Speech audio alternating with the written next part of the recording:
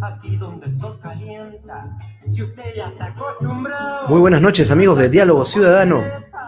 Hoy tenemos la presencia del ex secretario general del Partido Acción Popular, que esta vez postula con el número 15 al Congreso de la República, el señor Rafael Vázquez.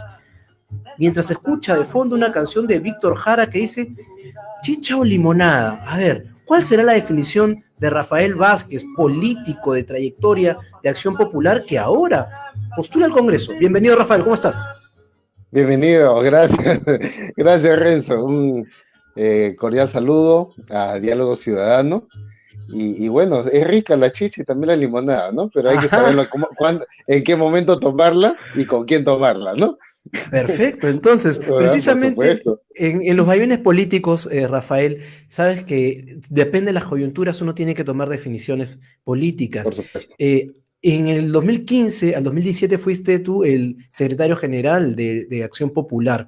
¿Cómo es que tú enfrentaste esos años como líder, uno de los líderes del partido, cuando sabemos que habían pues diferentes ideas, posturas, ¿no? Postureos políticos en el propio Acción Popular? Bueno, fue una situación, yo diría, la mayor prueba en toda mi carrera política interna.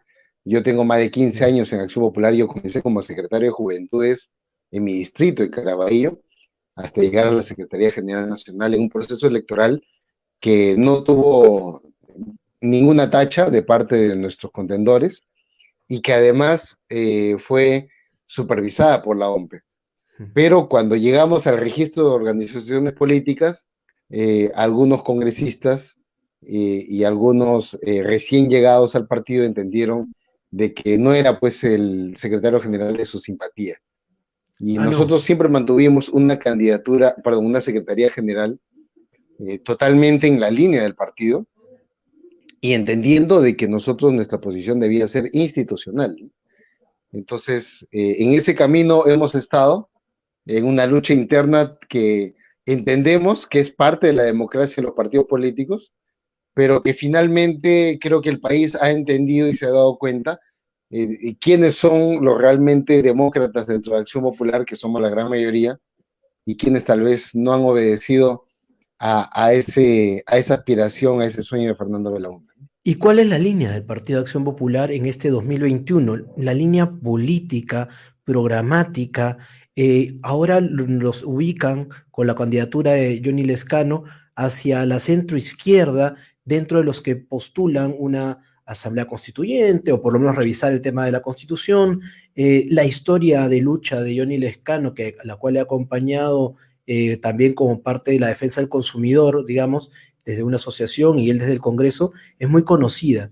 Sin embargo, queremos saber, Acción Popular, ¿qué está proponiendo?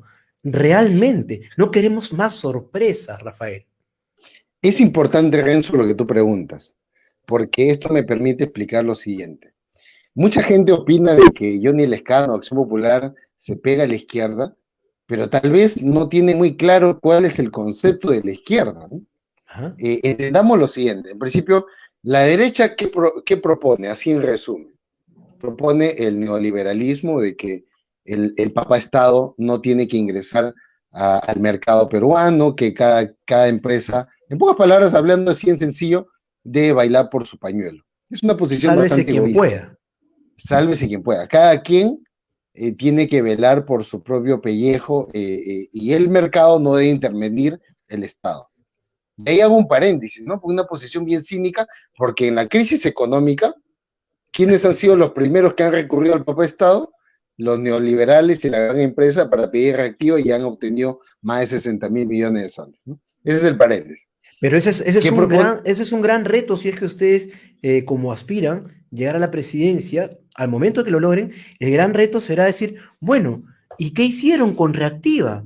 Realmente, y además, ¿cómo les cobro si es que la economía no se reactivó? ¿No? O sea, es uno de los retos. Pero tú mencionabas que hay que entender realmente Acción Popular y sus propuestas, si están desde la derecha, desde la izquierda, o es que siguen siendo ustedes los que ahora están postulando el legado de la Acción Popular histórico. Así es. Entonces ya hemos hablado un poco En resumen, lo que busca la derecha. La izquierda, lo que siempre ha propugnado es la lucha de clases. Es decir, entiende de que la riqueza debería más bien no existir, porque más bien esa riqueza debería ir más para los más necesitados. Es decir, en pocas palabras, le quito al rico para darle al pobre. Y su modelo de país, un poco para que todos lo entendamos, es Cuba, ¿verdad?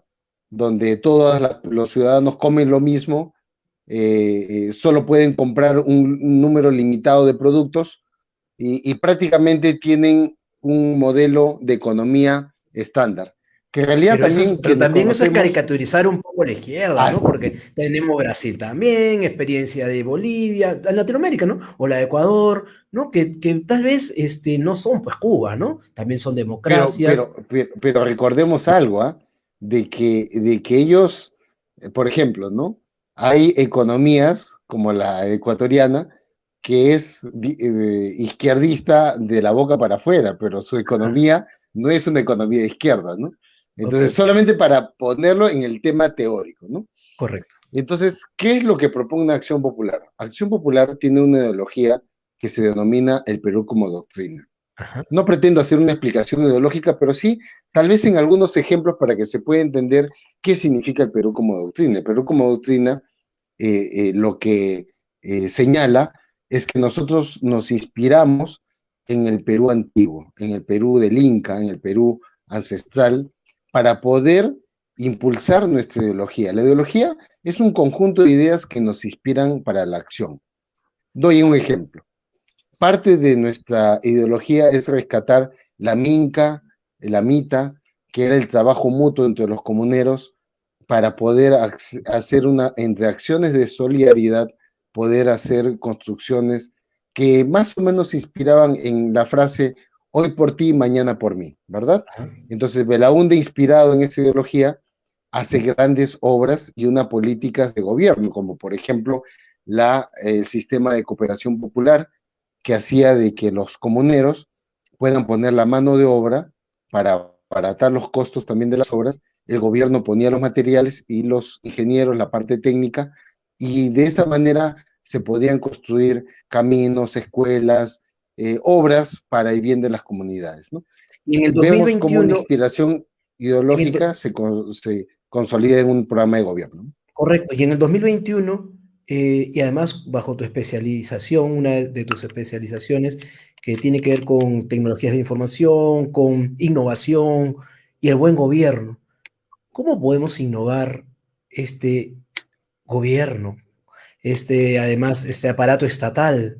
¿Cómo podemos dinamizar todas estas acciones cooperativas que ustedes plantean? Además, en esta coyuntura de pandemia que les va a tocar si es que llegan a ser gobierno.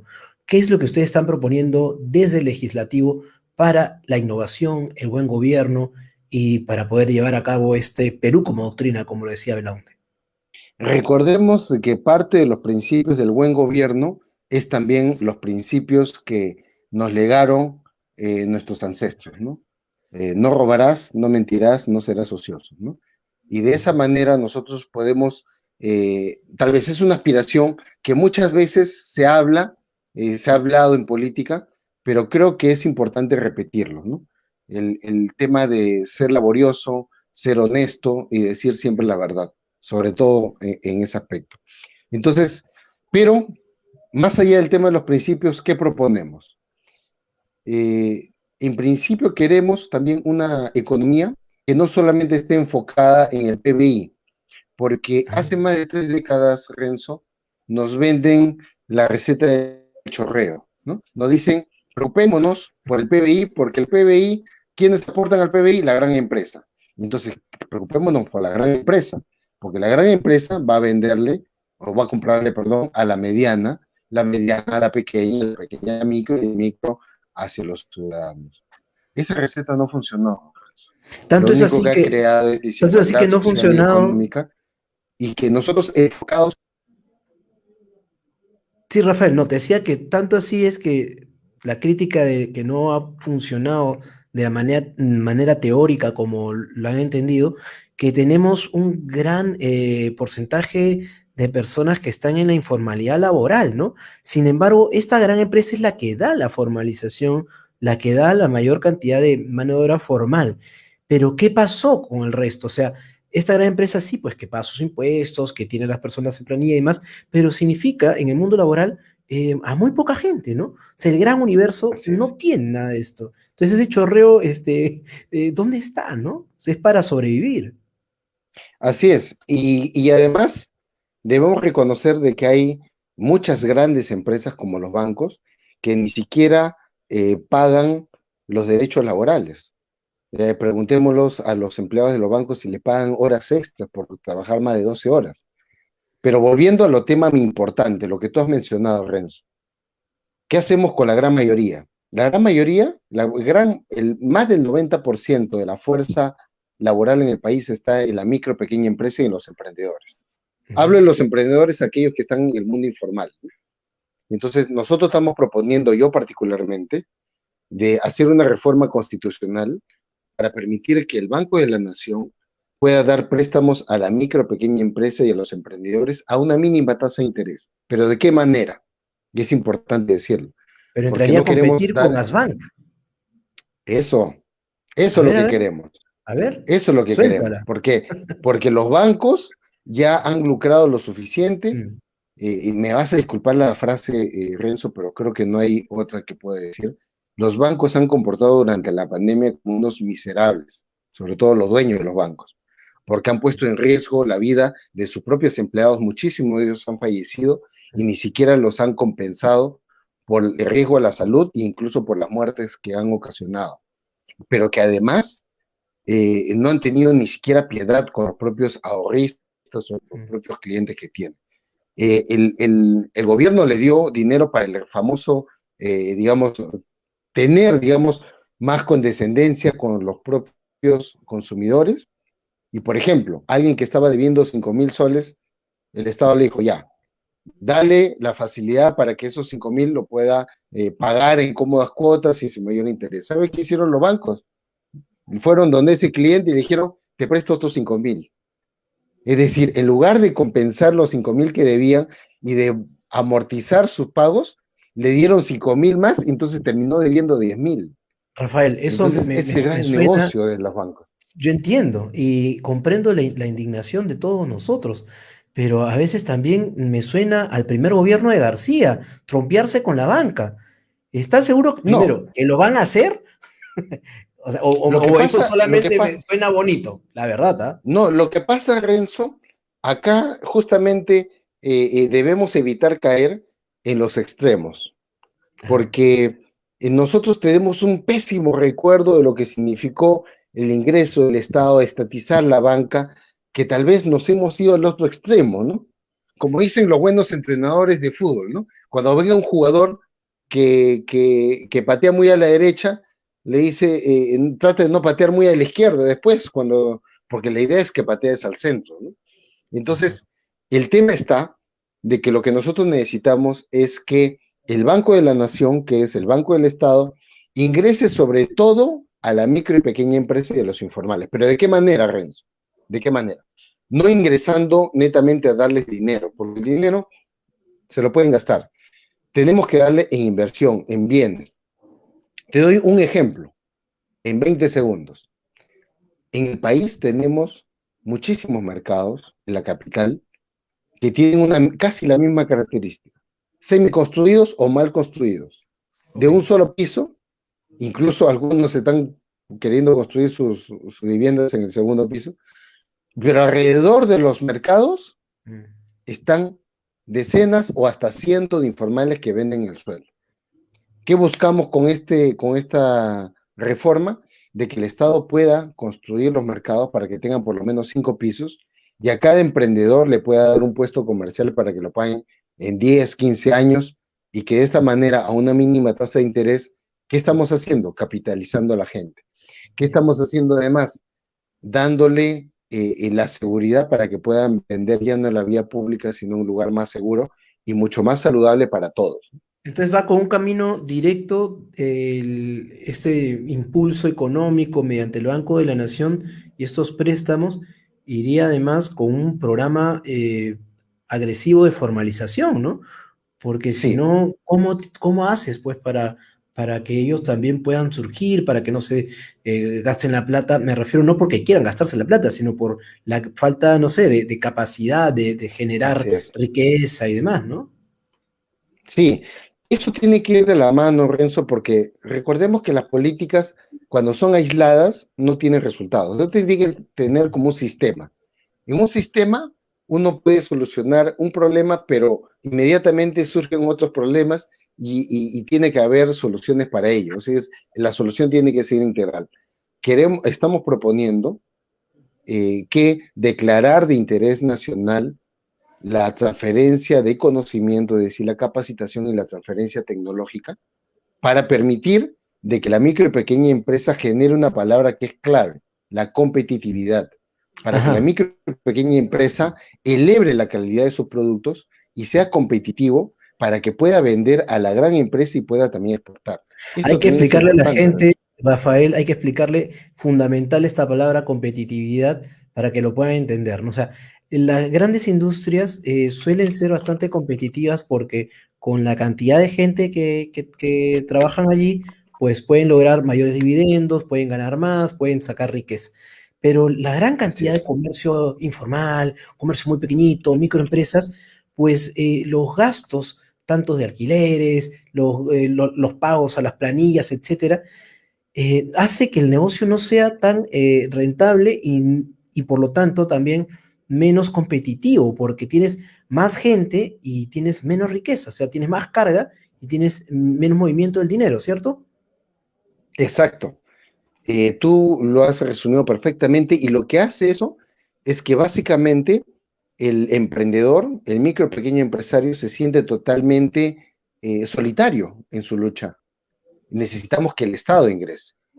Y por eso yo menciono que a diferencia de la izquierda, nosotros queremos que el Estado ingrese en sectores estratégicos, en sectores en los cuales el ciudadano necesita definitivamente una mano para poder crecer, para poder desarrollarse, para ganar más dinero, para el desarrollo de su familia, para poder pagar mejor los estudios y la salud de su familia. En ese El detalle sentido, cuando, el el, detalle cuando se habla de sí, competitividad y lo que seguramente vas a rematar ahora, Rafael, es, bueno, pero ¿de dónde sale la plata para esa inyección económica hasta que tú recuperes como Estado? ¿Cómo se genera la riqueza, no? Porque ahora mismo los que son, no de la derecha, sino absolutamente los empresarios, ya siendo derecha, izquierda, arriba, abajo, te dicen exactamente lo mismo, ¿no? A nosotros los formales nos ahogan, a nosotros nos persiguen, nosotros no podemos más y a los que no pagan, a los informales, a ellos no pasa nada. ¿Eso también es parte de tu propuesta? sí, lo que pasa es que el Perú ha demostrado que sí tiene dinero. Le hemos dado 60.000 millones a empresas realmente que no lo necesitan. Esa es la verdad, ¿no? Empresas incluso que han estado involucrados en lavado de activos, en actos de corrupción, la gran empresa que se ha beneficiado durante la pandemia. Pero, número uno, que hay un mito de que de dónde sale el dinero, sí hay dinero. Lo que ha faltado es liderazgo y voluntad política, que eso sí lo tenemos nosotros, que lo tenemos con Johnny Lescano, tenemos la voluntad política de que el ciudadano común y corriente pueda crecer. No podemos seguir viendo nunca más gente que pueda morir por falta de medicina porque no puede comprar medicina. Bueno, ese es un tema, no me quiero salir un poco del tema, pero para rematar el tema de la transferencia tecnológica y de conocimiento es cómo lo haremos. No Ajá. solamente todo es dinero, es también creatividad y gestión. Número uno, tener como aliados a la universidad, porque en la universidad se genera mucho conocimiento y a veces ese conocimiento falta combinar la teoría con la práctica, ¿verdad? Por ejemplo, tenemos muchísimos alumnos becados por el Estado que no pagan un solo céntimo y que más bien incluso a través de beca 18 se les transfiere recursos. Eso está bien, pero debe haber un pequeño espacio en el cual el estudiante entienda que tiene que retribuir, no para el Estado, sino a su país, a su gente. Entonces, estamos proponiendo de que los alumnos becados puedan darle su tiempo libre en su último año de estudios, incluso de repente, si es que no es posible, en los primeros meses en los cuales ha egresado, para que pueda transferir conocimiento al micro y pequeño empresario. Un ejemplo, un egresado de contabilidad no puede darle una manito, enseñarle un par de horas cada 3 veces a la semana a un pequeño y Habían microempresario algunas cómo manejar su universidades, contabilidad. Rafael, había algunas universidades que habían planteado esta situación como si fuese un módulo, un taller, ¿no? Para tener relación con la comunidad. Fíjate que en otras partes del mundo, eso es una práctica habitual, en la cual la universidad Así tiene es. extensión universitaria no para dar tallercitos o que alguien se inscriba, como es actualmente, sino realmente se extiende hacia la comunidad cercana para desarrollarlos, ¿no? Entonces, esa es parte de las propuestas que estás planteando. Sí, y justamente por eso se necesita el impulso del Estado, ¿no? Porque el sector privado no le va a interesar estos temas. El sector privado es el que debe ingresar, el sector del Estado, perdón, debe ser el que ingrese a impulsar. Incluso esto podemos complementarlo con la creación de parques de ciencia y tecnología, donde puedan unirse cuatro elementos importantes. El Estado, el sector privado, que es importante, el mundo académico y también los emprendedores. Y de esta manera, teniendo un parque de ciencia y tecnología, podamos desarrollar tecnología en el país también para la micro y pequeña empresa, para los emprendedores, y también Y, para generar innovación.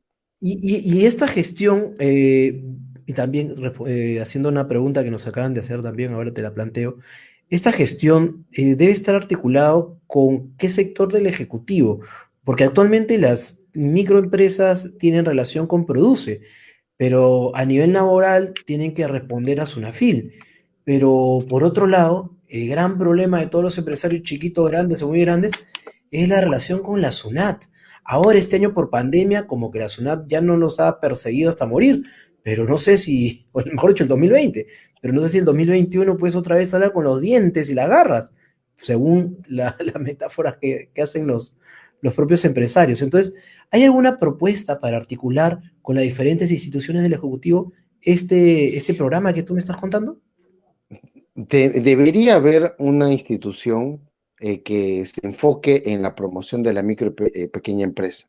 Anteriormente estaba Prompime, que desapareció en el gobierno de Alan García, que produce Ajá. prácticamente, ha sido la que se ha interesado en este tema, pero en teoría, porque en En teoría, práctica así es. vamos a preguntarle a un micro y pequeño empresario si produce, les toca las puertas para decirles, vamos a apoyar en esto, ¿no? Absolutamente nada.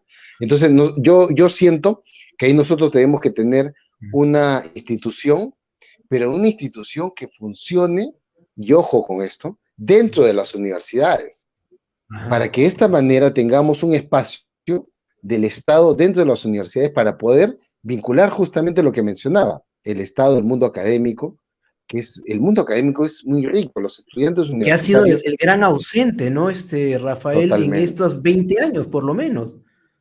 Si no Y son ahí 30 años. podemos, sí, y podemos también ayudar a que nuestros estudiantes universitarios nunca más tengan dificultades al momento de ir a buscar trabajo y se les acuse de que falta experiencia, que no tienen la experiencia suficiente y más bien teniendo ahí un ente articulador desde el Estado, podamos tener la fuerza universitaria trabajando en favor del desarrollo de la micro y pequeña empresa y a partir de ahí salgan pues con un colchón de experiencia laboral o de experiencia de enseñanza incluso a los micro y pequeños empresarios.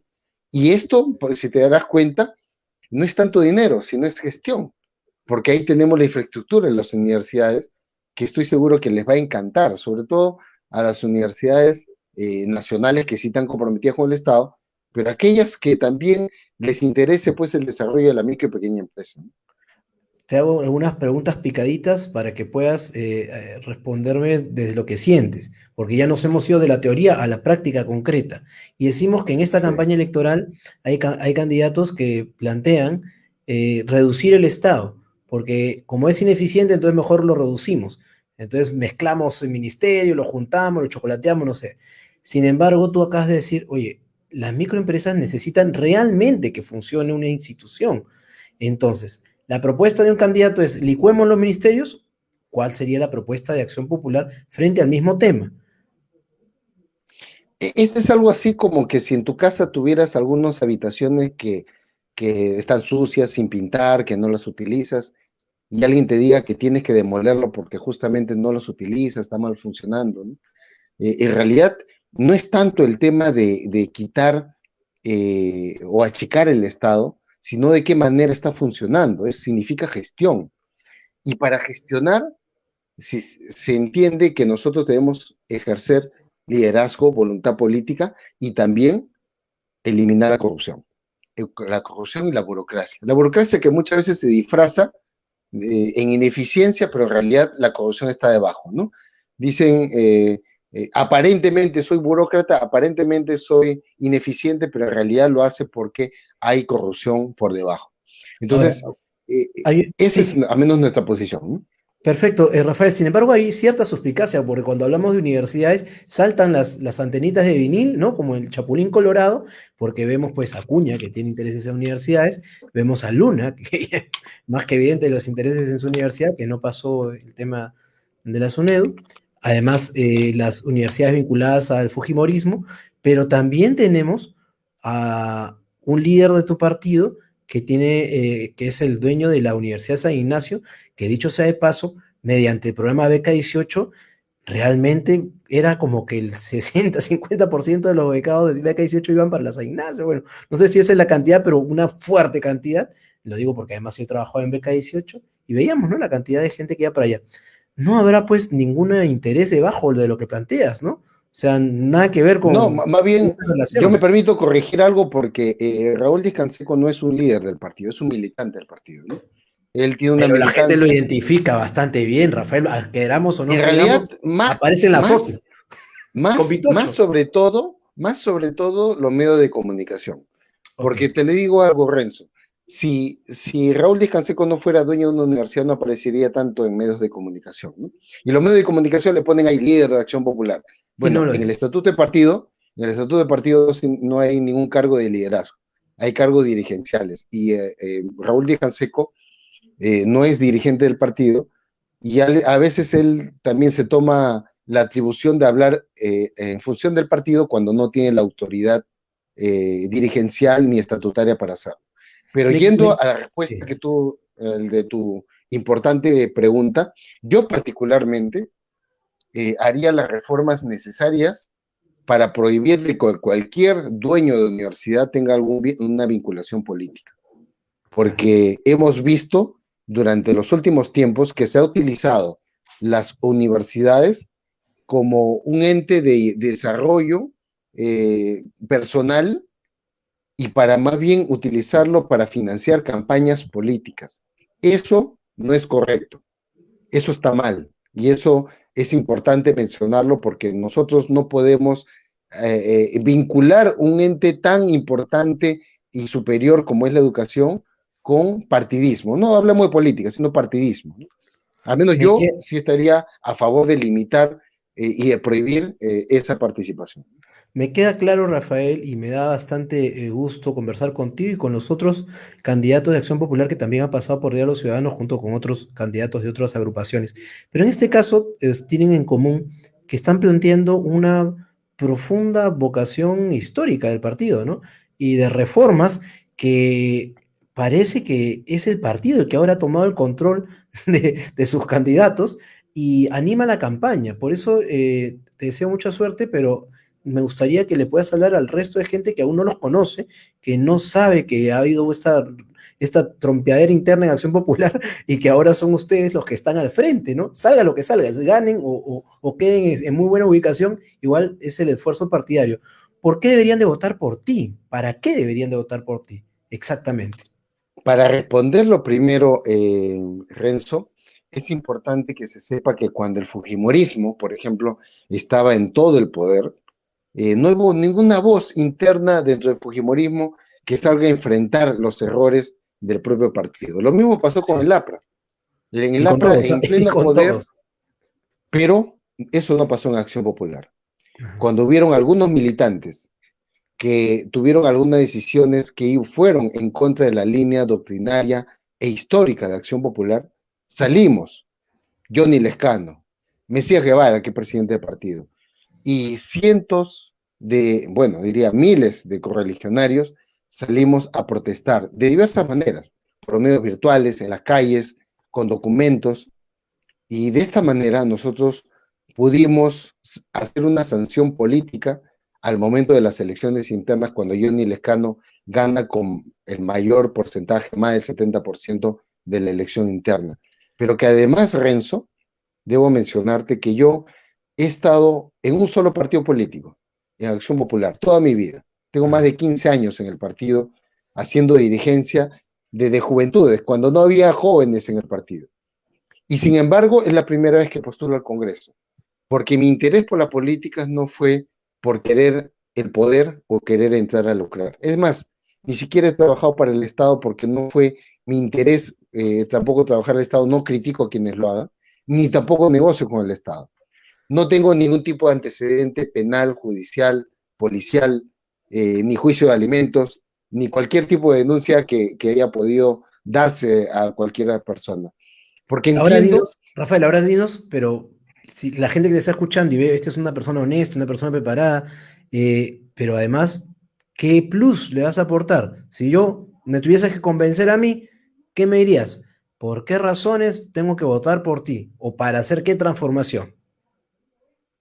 En principio, porque nunca más debemos gobernar a espaldas del pueblo. Yo estoy impulsando reformas profundas en el país para que el Banco de la Nación pueda otorgar préstamos a los emprendedores, para que también tengamos órganos reguladores de los precios solamente de las medicinas. No vamos a regular todos los precios. Tenemos que impulsar esa política para que nunca más tengamos enfermos que mueran por falta de medicina, que es un artículo o un bien digamos, de consumo necesario para todos para preservar la vida.